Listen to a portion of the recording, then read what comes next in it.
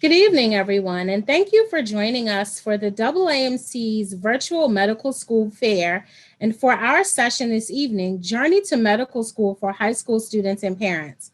I'm excited this evening to be joined by Dr. Demisha Rankin from The Ohio State University College of Medicine, Misty Hakua LaPointe, and Irfan Khan.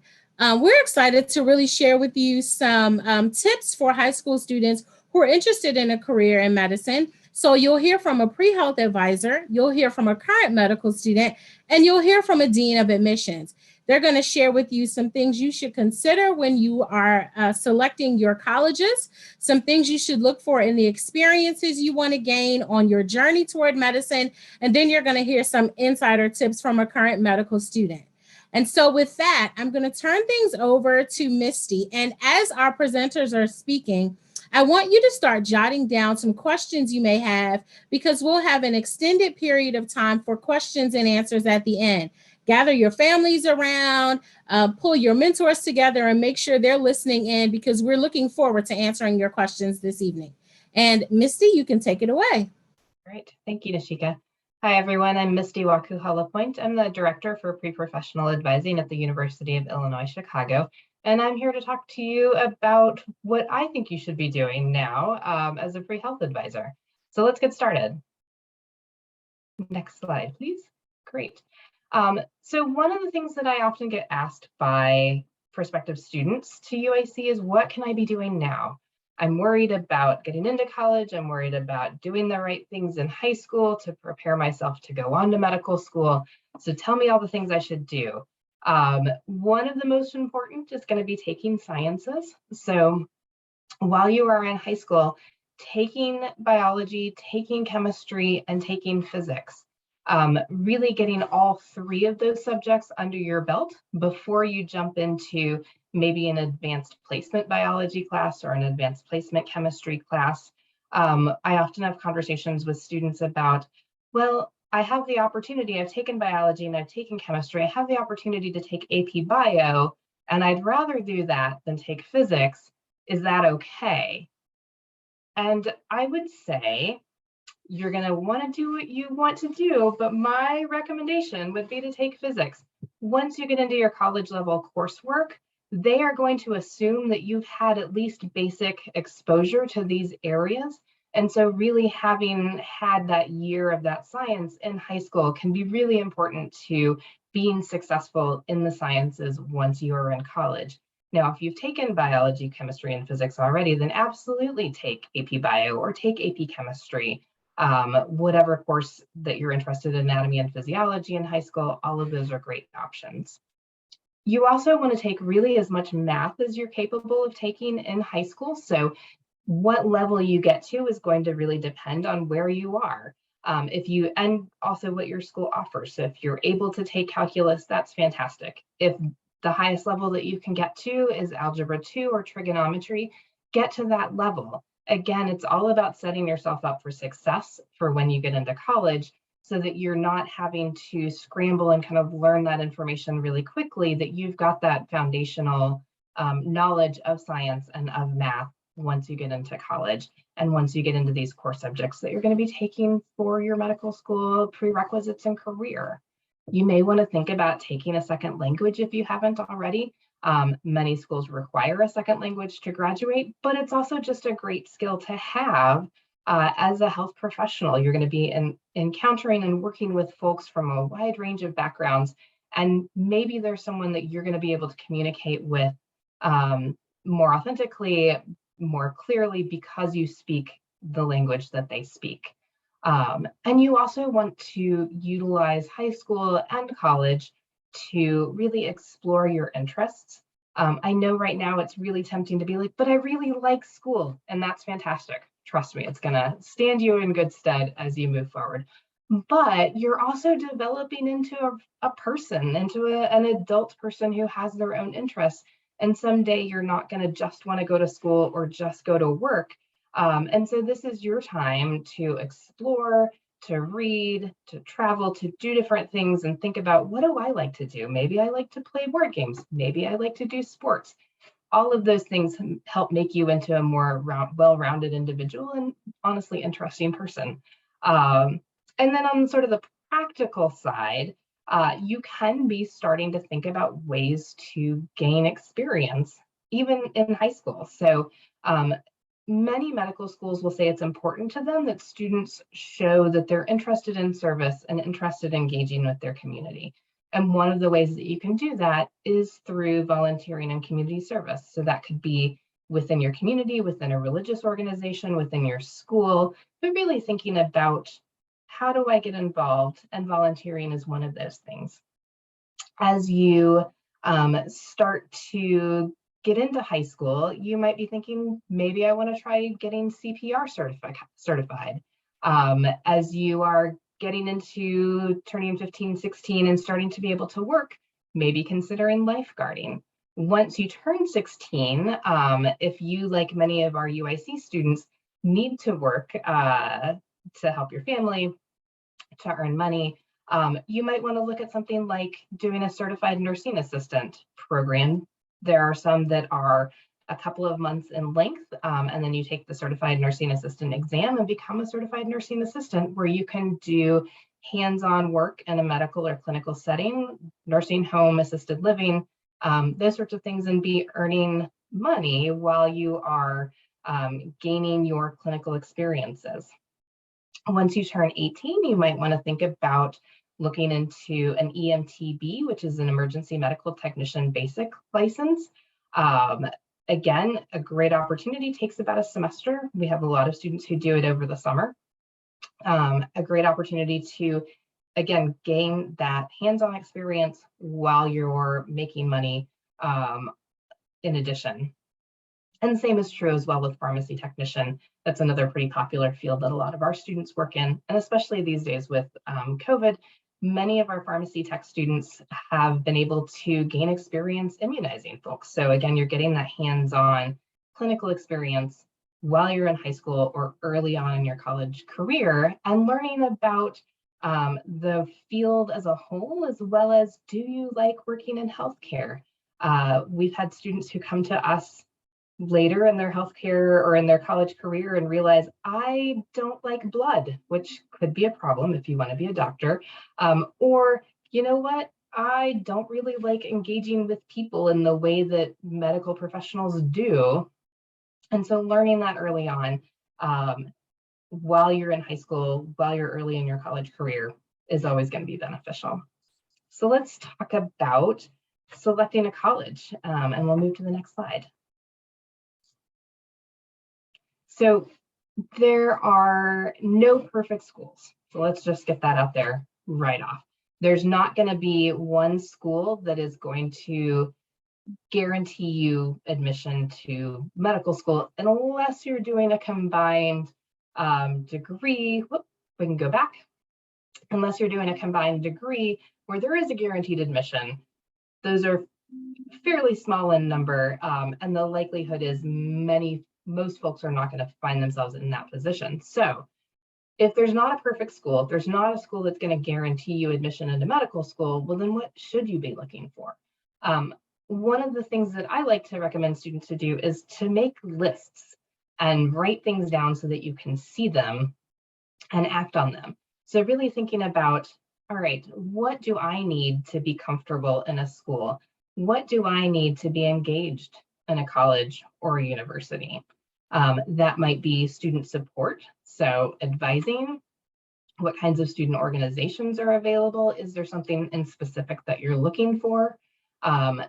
Many students, even fantastic students in high school, often need academic assistance once they're in college. There are a lot of changes that happen between high school and college, and the way things that are taught, are taught.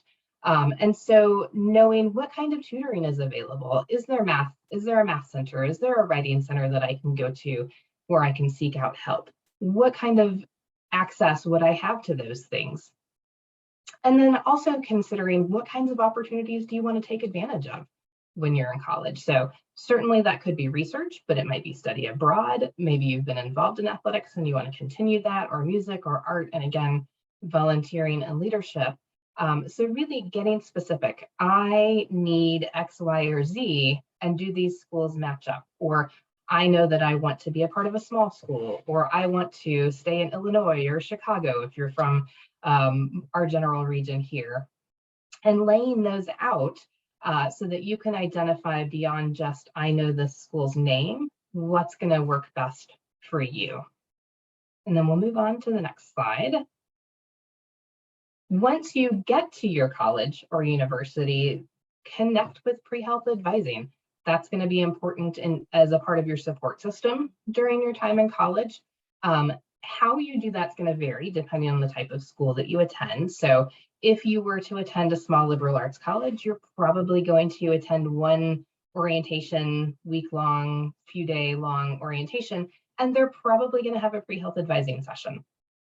Go to that. That's a great way to meet your pre-health advisor or advisors, and they're going to kind of tell you the basic information that you need to know as an incoming first-year student. If you are attending a larger institution like University of Illinois Chicago, we have multiple orientation sessions throughout the summer. So it's impossible for us to really maintain doing 3+ orientation presentations every week throughout the summer. So instead, we have an accessible webinar that students can access whenever they would like that goes through a lot of the same information. And it's going to try to dispel some of those myths about what you should or shouldn't be doing in your first year. One of the ways that you can find out about what kind of orientation session there is to check out the pre-health advising website of the school that you are planning to attend. Or if you're a prospective student and haven't gotten there yet, you can start looking at that information now. Check out what kinds of workshops and information sessions there are. And once you're a student, go to those. We work with about 6,000 plus pre-health students, and yet each individual workshop maybe has 10 to 15 students, just because students are so busy. So we're able to connect with students during that process and really get to know you pretty early on. It's also a great way, especially if you don't know what questions to ask, to find out what information are they telling me, and then what kinds of questions do my peers have that I can learn from as well. And then really you do want to make an appointment as soon as you're able to, or as soon as you're ready with your pre-health advising folks, ideally no later than fall of your second year in college.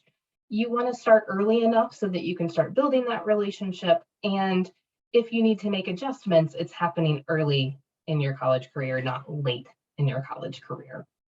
And then certainly in addition to pre-health advisors, seek out other folks who can assist you and support you in this process. You're going to be needing to ask for letters of recommendation. You're going to be wanting to look for different opportunities. So getting to know your pre-health advisors and your academic advisors, but also your faculty, your coaches, support program, student mentors, older peers, pathway programs. Most colleges have lots of different options and opportunities, and it's really about finding the right ones that work for you and connecting with those early and often, and then continuing that development to really set yourself up to be in a good position when you're ready to be thinking about applying to medical school. And we're happy to help you really throughout that process. So thanks, and I will turn it over to our next panelist.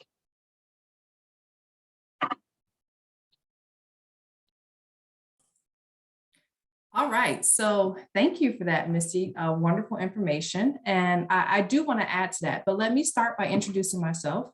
As was stated, I'm Dr. Rankin. I am the Associate Dean for Admissions at The Ohio State University.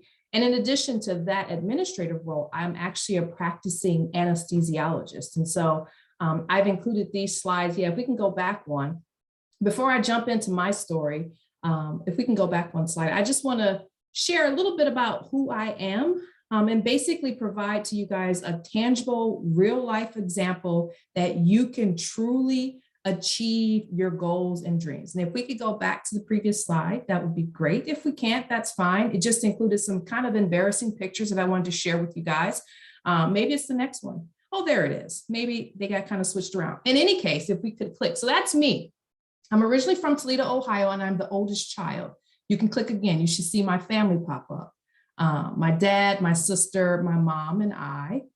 And yes, those are some really cute pictures. That is me in the red dress. And I want you guys to know that I didn't plan to become a physician. In fact, there are no doctors in my family. I knew that, can we click again? I enjoyed science and I enjoyed helping people. And actually, if you click the slide again, you should see, oh yeah, that's me and my sister. Of course, we are Michael Jackson fans. And that was just a cute picture just to include, to show you that I'm a normal person just like you, and we have more things in common in terms of maybe your interest in medicine. The fact that you have this programming, you are already at an advantage, because this was not something that I had the opportunity to reap the benefits from. So we click the slide one more time. We should have a picture pop up when I was in high school. And I want to tell you guys that back when I went to school, not to date myself or anything, you know, it was not necessarily the cool thing to be like a nerd, but I like to pride myself that I was the flyest nerd in my class. That updo, believe me, that was the style back then. But what really saved me was something that I learned a long time ago. And that is that success is when opportunity meets preparation. And like Misty talked about, there are different pathways that, oh, we lost the slides, we're seeing the calendar. In any case, we'll keep going. There are many pathways to get to what you like to get to. And so you can see here, I attended Ohio State as an undergrad. I had an academic scholarship. And I was very, very proud of being, again, the flyest nerd. And I wanted to go into nursing or maybe medicine. I just knew that I love science and people. And so when I came to Ohio State, I essentially never left. I majored in microbiology, and I kind of navigated that terrain kind of unguided in a sense, because I came to college, the first one to attend college in my immediate family, and I had a good time. But I'm not saying that you can't have a good time, but you need to understand that your grades are very, very important. Unlike high school, you're going to have to make some changes. You're going to have a better skill set at time management. There's no one pushing you to get out of bed to go to class. You get to make your schedule. So make sure you set yourself up for success. Again, success equals opportunity plus preparation. So I will advise that, if we can go to the next slide, as you get into college, because Misty talked a little bit about what you need to do in high school and the path there. And even once you get to college, I think it is very important to consider what really inspires you, what really motivates you. Why are you doing these things? Are you pursuing possibly medicine because your parents want you to? Or is it something that you're truly passionate about? And I think you have to be honest with yourself. And I'm here to tell you that there are a wide array of majors that you can major in, so long as you sprinkle your sciences in. And so I majored in microbiology, but no one ever told me that I could major in sociology or psychology or even music. As an admissions dean, that means I am responsible for who gets into medical school. And so I comb through all these applications. And so there's not one particular major that guarantees your acceptance. It's how you do in your major. Also, so really considering your interests is very, very important. In undergraduate, it was one of the best times of becoming an adult. And I think that really allowing yourself to have good time management skills, that is critical. You start each class off with an A. Just keep it, okay? And understand that not everybody has it all together. Don't look for external validation. Be who you are, be true to who you are. Closed mouths don't get fed. Misty said that earlier. You have to be able to ask for help, because everybody needs somebody. And the way that you used to do things you won't be able to sustain that in college, let alone medical school. You will have to change some things. The reason that you're taking a test in undergrad is going to be different than once you get to medical school. In undergrad, you might have the perspective that you're studying this material just to pass the test. In medical school, you're studying this material to be able to take care of patients and patient care. So really consider your interests.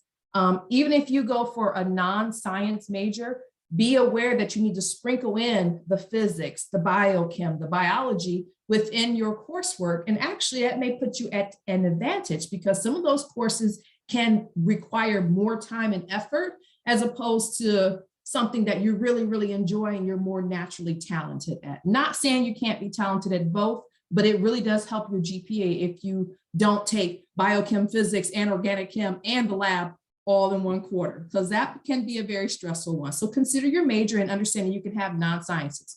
Extracurricular is very important because it takes more than just a good MCAT score or GPA. And I hope MCAT is not the first time you guys are hearing that. MCAT is the medical college admissions test that all of you have to take to demonstrate your ability to handle the medical school rigor in terms of academics. There are 4 areas within the MCAT, and you typically don't take the MCAT until either your junior year or your senior year, okay? So that's just, you'll hear lots of abbreviations. So don't worry about the MCAT, but my point in saying that is that it takes more than just a good MCAT score or a good GPA to become a physician, and you have to have extracurricular. What should you do? Misty listed off some really great examples of things that you can do.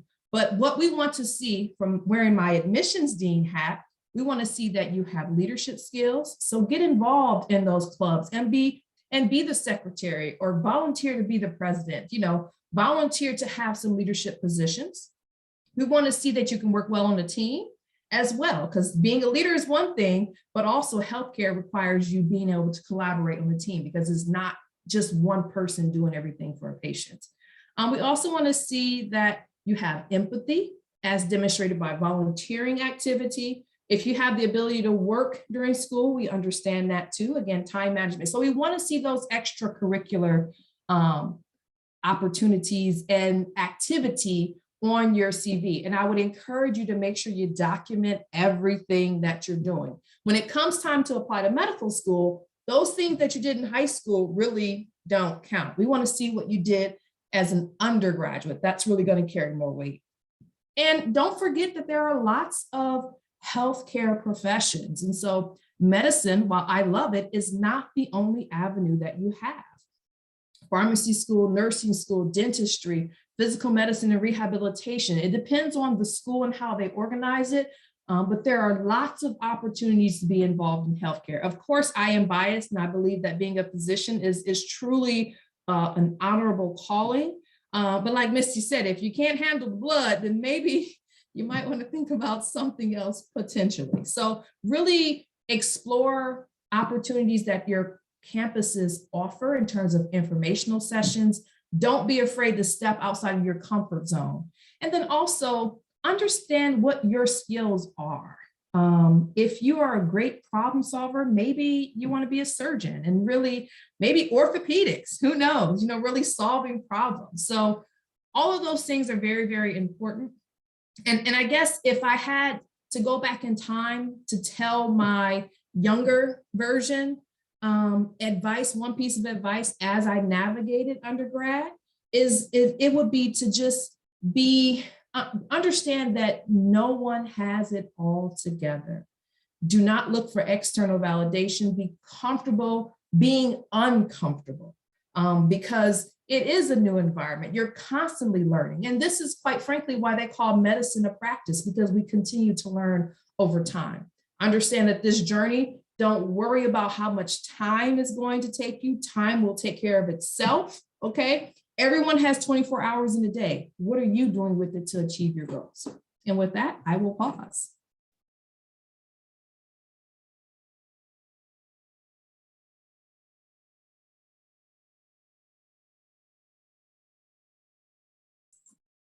We can go to our, yep. All right, perfect. Thank you so much for being here, everyone. And, I just want to echo that the previous messages that you've been hearing are, exactly what I intend to say as well. And, it's definitely an honor to be here. And so I'll go to the next slide, please. And so for me, personally, I was born and raised in South Florida. And growing up at a young age, I knew I wanted to go into medicine. Kind of the experience for me that really did it was my mom, when I was 8 years old, she had cervical spine issues.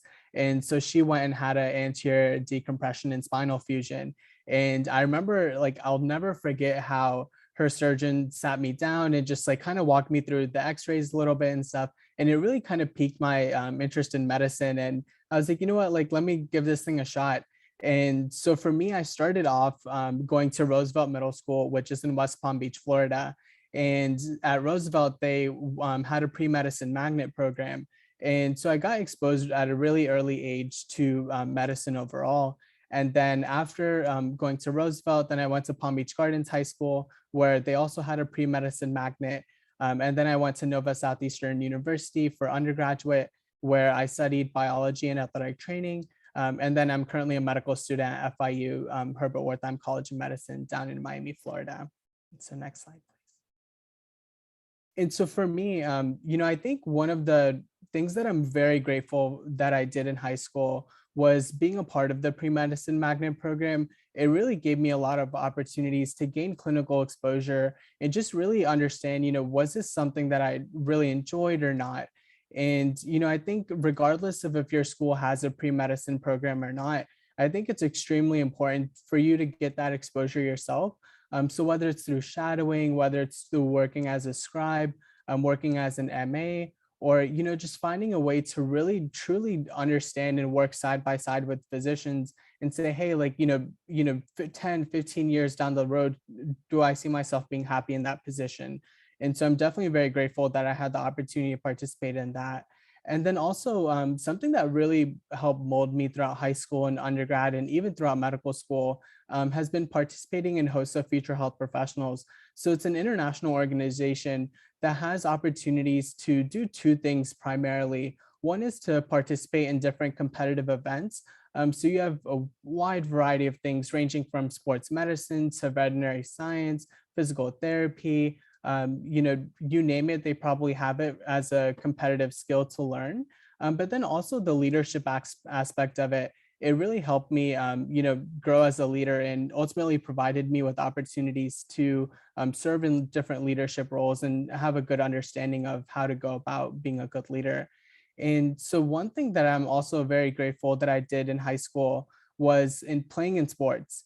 And, I think I noticed a trend where every year, whenever it was the fall and I was playing football, my grades were always better than in the spring, right? Regardless of what sport I was doing and all of that, I thought it was very important for me personally to, participate and, really engage in all, multiple extracurricular activities and, find things that you enjoy doing because ultimately when you're busier, I think you really hold yourself to a higher standard and you're more disciplined. And I know for me personally, it definitely showed in my grades. So I'm definitely very happy that I, aside from just being in the pre-med program, that I also participated in sports as well. And, something that Dr. Rankin mentioned as well, which I really want to echo is, I'm glad that I never listened to people who said that, oh, like the journey's so long, like you'll be so old by the time you're done. Medicine truly is a calling and it's definitely one of the best professions out there, and you really have an opportunity to make a difference in the lives of your patients. And so if you are interested in medicine, regardless of what people say, definitely hold on to that interest and on to that passion as well. And so now talking a little bit about how HOSA helped prepare me for medical school, as Dr. Rankin previously mentioned as well, as a physician, you're ultimately the leader of the healthcare team, right? You're the person who, everyone kind of goes to and says, hey, like, what are we going to do, right? You have to make the final call. You ultimately, collaborate with other healthcare professionals to make decisions that impact your patient's care. And so really, as a physician, since you are an integral part of the team and since you are one of the, entrusted leaders, ultimately, for me personally, I really enjoyed participating in HOSA because I feel like it really helped me gain these leadership skills and, learn how to collaborate with others and, make sure that you're creating an environment where everyone feels comfortable and everyone feels like, hey, we're working towards the exact same goal.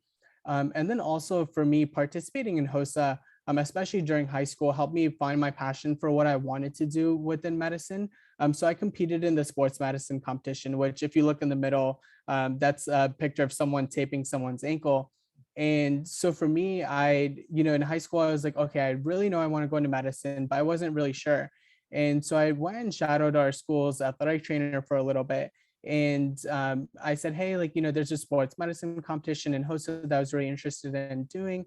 And so she allowed me to come and watch her and learn from her a little bit. And ultimately I went to the conferences and went and, got the chance to compete at the local, state, and then international level for sports medicine. And it really helped me solidify pretty early on, like, kind of what I wanted to do in medicine, which is ultimately going into orthopedic surgery. And so I'm definitely very grateful to have had the opportunity to participate in that in high school. And if your school itself does not have a host of future health professionals chapter, then you can definitely work on establishing one. And going back to leadership, I think it's really awesome whenever you hear about how students have been involved in ultimately like starting an organization at their school. I think that definitely carries a lot of weight with it. And so if I can just go to the next slide, please. And so just a few of the lessons that I've learned throughout my journey in high school, undergrad, and then now medical school, I think you really need to find the things that fuel your passion. And so for me personally, I've always really loved medical education. And so that's why I was really involved in HOSA. That's why I was really involved with the AAMC. I think there's certain things that you really enjoy and things that like just don't feel like you're doing work. And it's important for you to find those things, right? As Misty said as well earlier on, there's so many more things to life than just medicine. And, really finding what you enjoy and what you love outside of medicine can ultimately help fuel your passion for it as well.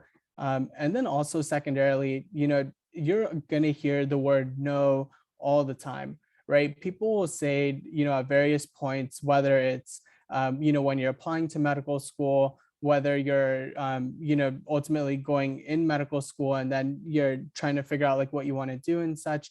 People will say, oh no, like, this is too hard, or no, like you're not good enough, or no, I don't think you're going to be able to do that.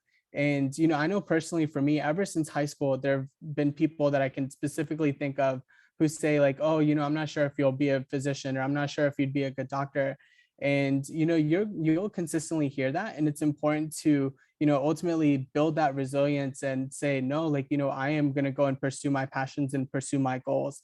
And then the last thing that I, really want to leave you with, which I think is the most important thing, in medicine and in life in general, is really focus on nurturing and building the relationships around you, right? Whether it's with your family, whether it's with your peers, your friends, and then ultimately your colleagues. I think it's so important to, to build really good relationships and have people that you can trust and count on, and people that you can rely on to help support you through this journey.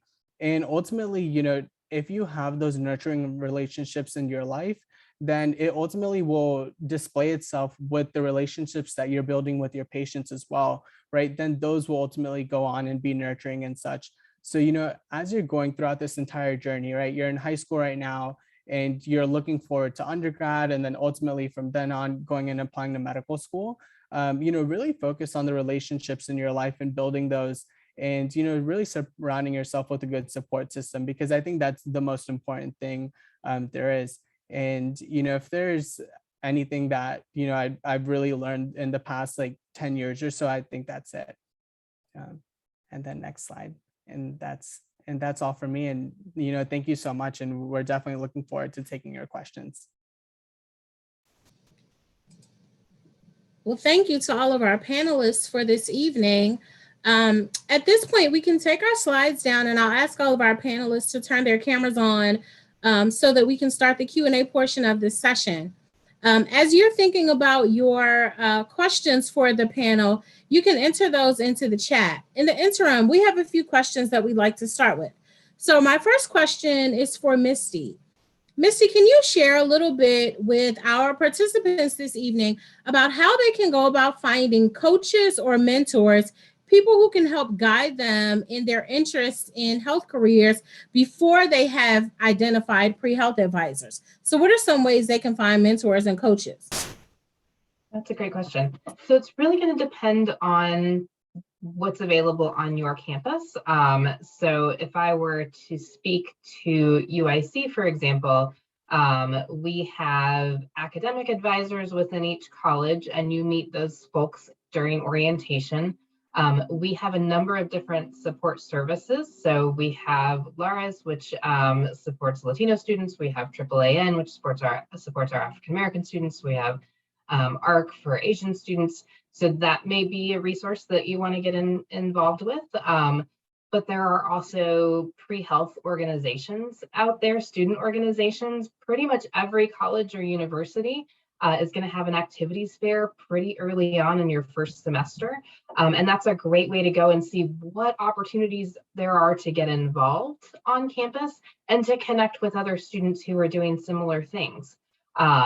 Depending on the size of your campus, you may find that faculty are more or less accessible early on. And so if you have small courses or you have a first year seminar that maybe has 10 or 20 or 30 students, getting to know the faculty person who's teaching that particular course.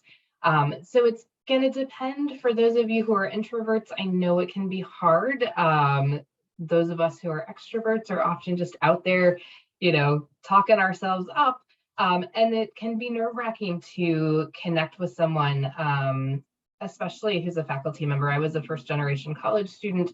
And so, gosh, these folks who are out there and they have PhDs and I don't know how to get in contact with them. They are normal, real people too. And they had to do this to get their PhD. So if you keep in mind that they've been there before, other people have had the same experience. And even if you're nervous, you can tell them, I'm really nervous. I want to ask you something. Can I talk to you about this? That's a great way to kind of easily break the ice and not feel like you have to hide that you aren't quite sure what you're doing or what you're asking about. So I always tell folks, like, let them know that you want to be a doctor. Or if you want to be a nurse, like, just tell people, like, hey, someday I want to be a doctor. And people respond to that and they're happy to talk about their own experiences, say, oh, my neighbor, let me connect you with him or her. So there's lots of different ways to start making those connections as faculty and mentors and other students as well. And, Thank to you for add that. to that, Yeah. Oh, go for it. I was going to say, in addition to the local branches of organizations that you have, they also have national chapters as well, which that allows for additional opportunities to get to know people, to possibly meet other mentors, meet other students, be involved in activities. So it can extend beyond your own campus sometimes too. Thank you for adding that. I was just going to add before I transition to the next question, as an introvert myself, one of my tips for going into situations like that is I always take a more social friend or family member so they can break the ice in the conversation, and then I can jump in with the questions that I really want to ask. So find you a good social friend or family member that can tag along with you to events and activities. My next question, actually, since you're here, Dr. Rankin, is when choosing a major, are there any recommendations to set ourselves apart? That's the question that's come in. So their assumption is biology seems to be a no-brainer. I think they're assuming that many people who apply to medical school have science majors, but are there specific majors that help set a student apart when they're applying to medical school? I would say that every student is unique and there is no right or wrong major to choose. You need to choose the things that speak to you and allow you to demonstrate your academic abilities to master the material, no matter what your major is. Misty mentioned earlier about foreign languages or having a second language. If you're able to add a minor, that just simply adds. There's no right or wrong way. Overwhelmingly, the majority of students that do apply to medical school usually come from biology, neuroscience, biochemistry, engineering, mostly sciences, but I have a very healthy group of students that have majored in sociology, biomedical engineering, which kind of is like an abridged, math, creative writing, history, English. There really is no right or wrong way. And you better believe that as an admissions dean, when I see someone that majored in English, it's like, well, okay, they majored in English, so they add a different perspective. Maybe communication is really their strength. Public health, so all business, there is no right or wrong. Overwhelmingly, the majority do apply to come from more of the sciences, but by no means is that a requirement or an expectation. so long as you sprinkle those sciences in across your 4 years, or 5 if that's what it takes you, or 3 if you're really advanced. So it's just, there's no right or wrong answer. Absolutely. Thank you. And sorry, Go ahead. if I could add as well. So when I started off with an undergrad, I started off as a biology major. And for me, I just felt like something was kind of missing, right? I felt like, I liked being there, but I didn't absolutely love it. And so for me, I met with my academic advisor towards the end of my freshman year. And I was like, hey, look, like, I really would love to try to, do another major as well and just find something that I really enjoyed. And so we sat down and created an entire 4-year plan, right? And so we looked at, okay, like what courses do I need to stay on the pre-medical track? But then also to incorporate an athletic training major, what courses do I need to take during every semester? And so we laid out an entire 4-year plan. And I felt like for me, that was really the game changer in undergrad, right? It's what helped me go from like just kind of liking it to like absolutely loving my experience. And, I can't imagine not having done that. So I definitely, agree with what Misty and Dr. Rankin are saying. That's so important to, do something unique and really do something that you enjoy, because you want to look back at your time and say that you really loved it. And Irfan, I'm glad you're here because the next question is actually for you. Now that you're in medical school and you've already completed your undergraduate journey, if you could go back and change one thing from your time in high school, what change would you make? I think the biggest change is just, not being afraid to fail at things, right? I think for me personally, I was always just really scared, and, I didn't try certain things just because I was like, oh, I don't want to look, I don't want to make a fool of myself, or, I was just kind of nervous about it. Honestly, it occurs outside, like, be athletic and be able to play the sport or participate in choir, or, whatever it is that you're kind of hesitating about and, feel like a little nervous about, I would just go back and, I would change that, right? I would go back and say, like, you know what, like, I'm just going to go for it and really push myself out of my comfort zone, just to do something and, just gain the experience with it. So speaking of failure, that's a nice segue to my next question. This is so amazing how this happened. So can you tell us about one time when you failed at something and how did you come back from that failure? Yeah, so I think for me personally, one of the biggest like challenges that I had going in applying to medical school was that I just really did poorly on the MCAT. And, for me, I ultimately reflected on that experience and I said, all right, look, like, you know, I did poorly on the MCAT, right? What ultimately led me to doing poorly on it? And then what can I do better next time? And, honestly, it really stings when you especially do poorly on something so big, right? It's like you're looking at it and you're like, all right, like this is the one test I do need to do really well on. And for it to not go your way, it really stings, and it really takes a lot of introspection as to like how, like, all right, like how can I approach it differently the next time? What did I do right? What did I do wrong? And so for me personally, I went and, thought of those different things and said, all right, you know what, the next time I attack this exam, I'm going to study in this specific way. And then it worked out again the second time. And so, for me, that was probably the biggest, like, failure that I've ultimately overcome on my journey.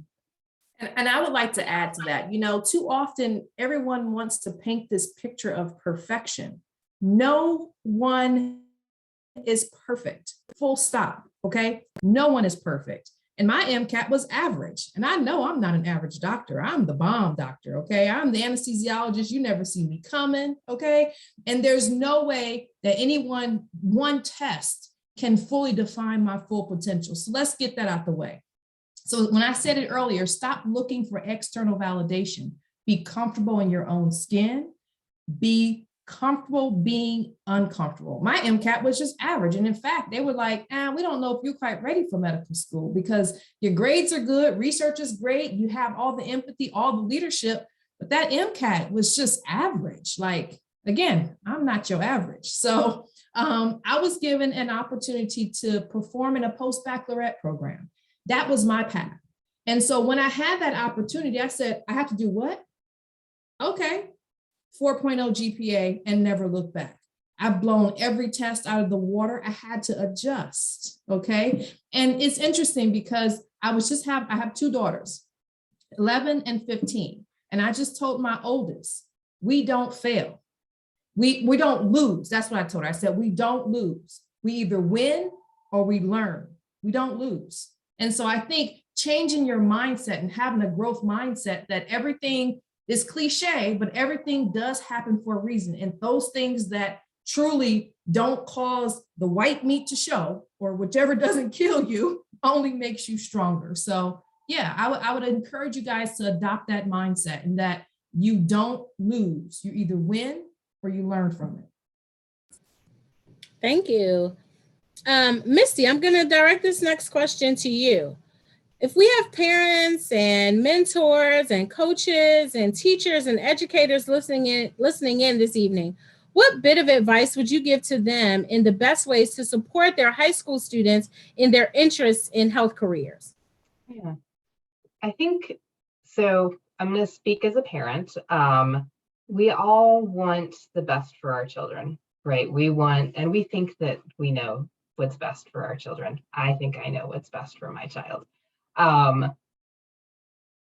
What I sometimes see, however, is that sometimes what the parent thinks is best for their child and what is actually best for their child are not the same thing. So I think, engaging in conversation with your kids, encouraging them to step out of their comfort zone, as both Dr. Rankin and Irfan have talked about, and try new things, but also leave their path up to them. Sometimes the students I work with are so focused on getting to the end goal as quickly as possible that there hasn't been a lot of thought about why, or that why is that they don't want to disappoint their parents, or disappoint folks at home who are kind of pushing for something. So allowing your children to explore, to have those learning moments from failure, and be there to support them and say, okay, let's take a step back. Let's look at what resources are out there. What assistance is there for you?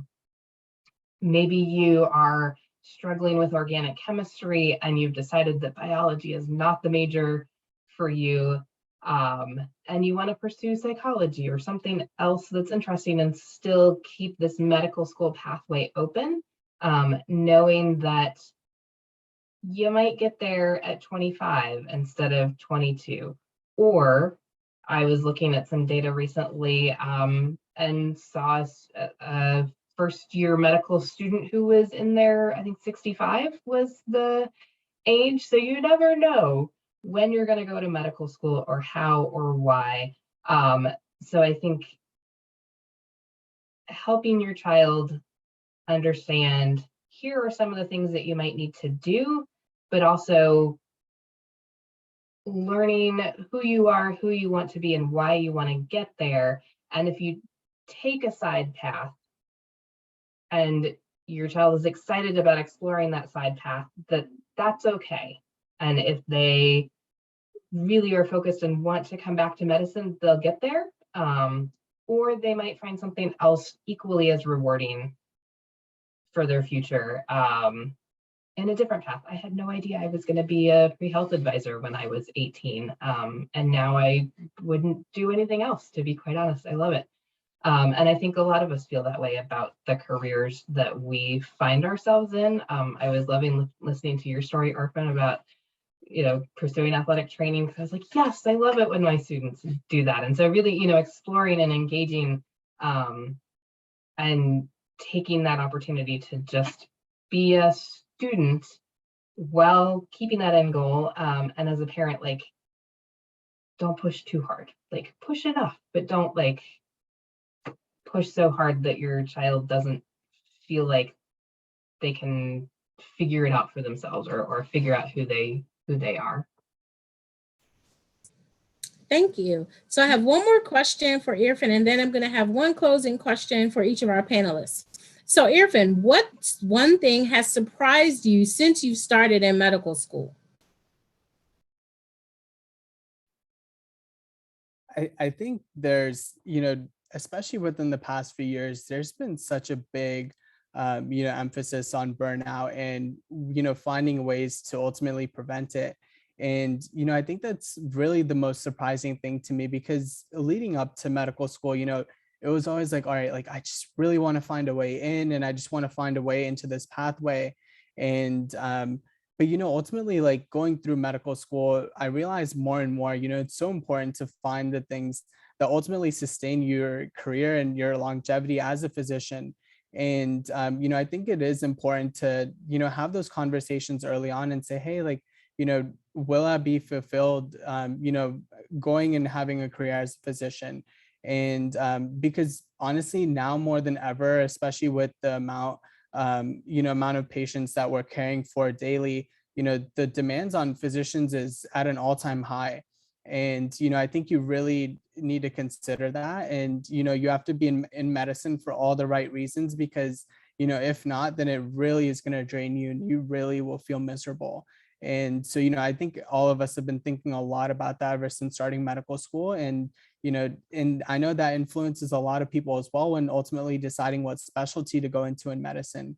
And so, I think that's one big thing that I've really been thinking a lot about the past few years. Thank you. So in our last couple of minutes, I want to pose this question to each of our panelists, one at a time. Can you name one book, website, podcast, or other resource you could point our attendees to help inspire and inform their interests in medicine? And Dr. Rankin, I'm going to start with you. Well, you had to give me a chance to think about it, because I've been reading a lot of books lately. And in terms of the books that I've been reading are not necessarily ones that they've been more for historical context. So I guess I would make two recommendations. The first book I would recommend is over here. Give me 1 second. It's a book. One second. Boom, there it is. You wanted a book, you got it. This is The Little Black Book. Now, this is one book because it doesn't apply to the men. This is a book that I would recommend for women. And it is The Little Black Book of Success. And it says Laws of Leadership for Black Women. Now, that can translate to any, I don't know if you guys can see that. That can translate to any race or ethnicity, but it just empowers women to be more confident, be more comfortable in your skill set, and negotiating for what you want. And again, of course, this comes later on when you're in college and you're looking for a job or, applying to medical school. So that's what I would recommend for my women. For the men, there are lots of leadership books. There really are. Find something, listen to a podcast. Again, just find something that boosts your confidence and makes you feel good, makes you laugh. Don't take your life so serious. Be kind to people. You never know what other people are going through. So just be kind to people and be confident. Thank you. Irfan, you're up next. What resource would you suggest for our participants today? Yeah, so personally for me, I've actually really loved the book called Hope for the Flowers. So it's by Trina Paulus. And so it's actually a really cool book because it's fully just illustrated and there's pretty much like very minimal amount of words. It's about like 100-page book, but it's super inspirational because it kind of goes through and, it takes you through the journey of like these two caterpillars who are ultimately falling in love. And, it kind of talks about like them and like how they're building their relationship. And it's actually a book that we used a lot in HOSA during our leadership training sessions because it translated just so well to leadership and building relationships in life. And so I definitely highly recommend it. Again, the book is called Hope for the Flowers. It's a yellow paperback book. And, it's a great, like very quick read. It literally takes like an hour or so, but it was just very inspirational to read. Thank you. And Misty, in our last 2 minutes, what resource would you recommend for our attendees this evening? All right, I'm going to give two. So one is a book, and not light and fluffy. It's called Medical Apartheid, The Dark History of Medical Experimentation on Black Americans from Colonial Times to the Present by Harriet Washington. I read it when it first came out, and it literally just blew my mind. And I think from a perspective of understanding medicine and how society and history and culture all come together and impact health, it put into words all the things that I didn't know or couldn't articulate at that point.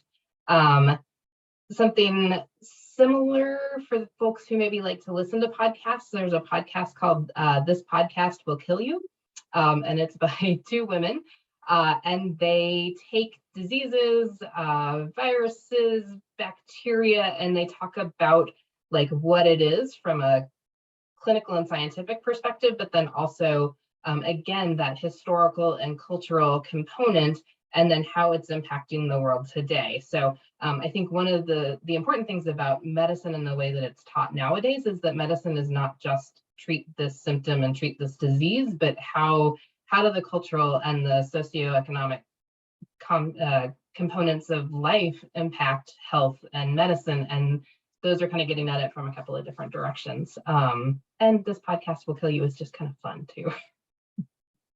Knowledge is power. Well, thank you. Yeah, Medical Apartheid is one of my favorite books. So It's heavy. thank you all for it is heavy, but you know what? It's necessary and Absolutely. it's eye-opening. Yeah. So it's just, it was a great book. So I want to thank all of our participants for listening in, our panelists for sharing your wisdom on this evening. This concludes our session. The session has been recorded, and the recording will be available for all registered attendees for approximately 30 days after this evening. So thank you all. Have a wonderful evening. We hope you enjoyed the fair, and good luck to you in your academic and professional pursuits.